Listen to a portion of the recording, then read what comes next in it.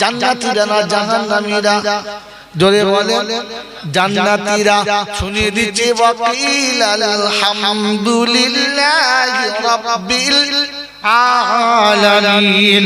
শেষের আয়াতে ছিল সব দেখা শোনার পরে বলবো আল্লাহ ওয়াকুদিয়া বাইনাহুম বিল হক, যে ফায়সালা হয়েছে সত্য ফায়সালা, খাঁটি ফায়সালা, কোন রকমের কম বেশি না।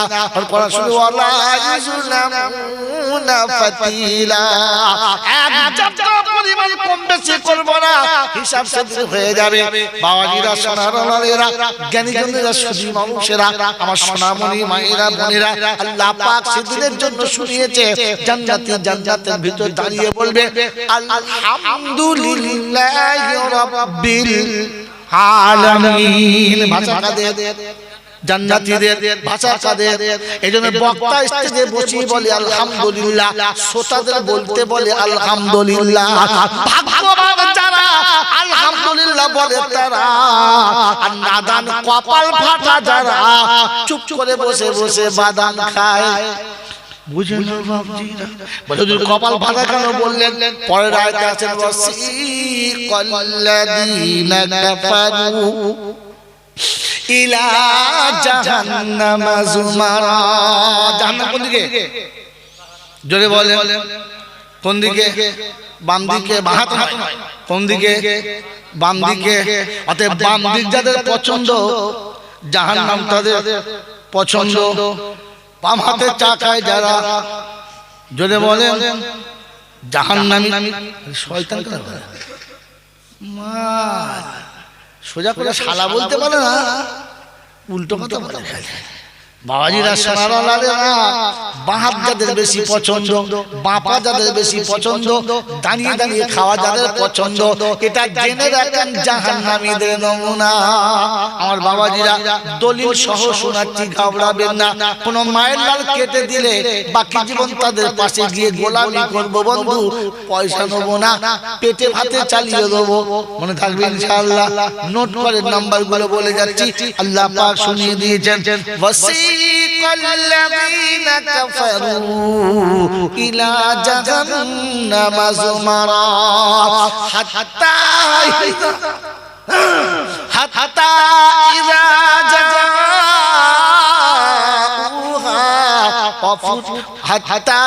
إذا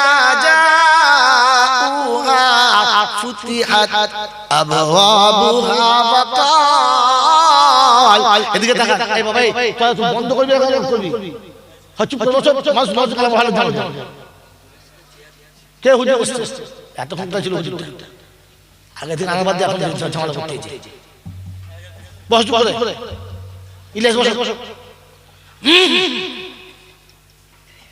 কি শুনছিলেন?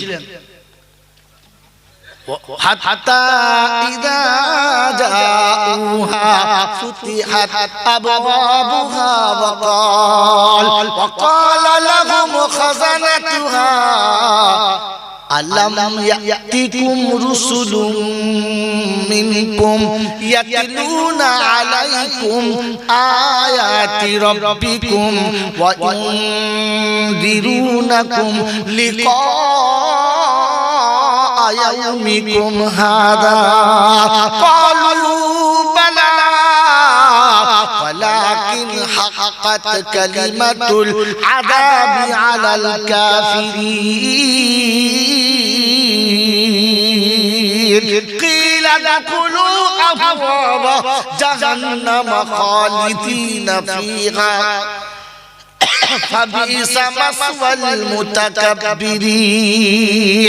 লম্বা আয়াতটা শোনালাম, এখানে আলহামদুলিল্লাহ আছে নাই?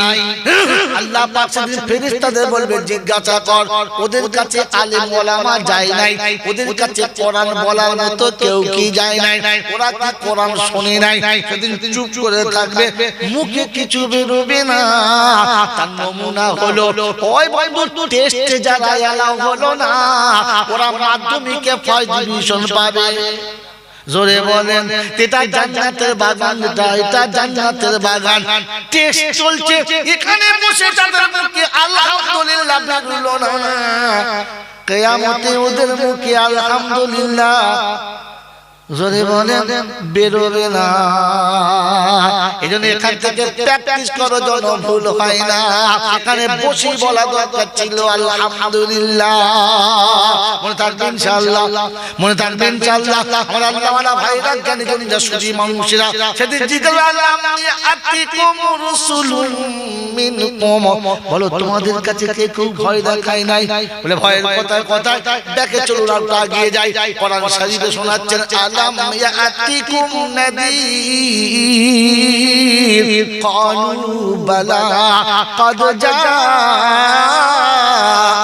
নাযীর ফাকাযযাবনা ওয়া কুল্লা মা নাযালাল্লাহু মিন শাইইন ইন আনতুম ইল্লা ফি দালালিন কাবীর ওয়া ক্বালু লাউ কুন্না নাসমাউ আও নাকিলু মা কুন্না ফি আসহাবিস সাঈর ফাতারাফু বিযামবিহিম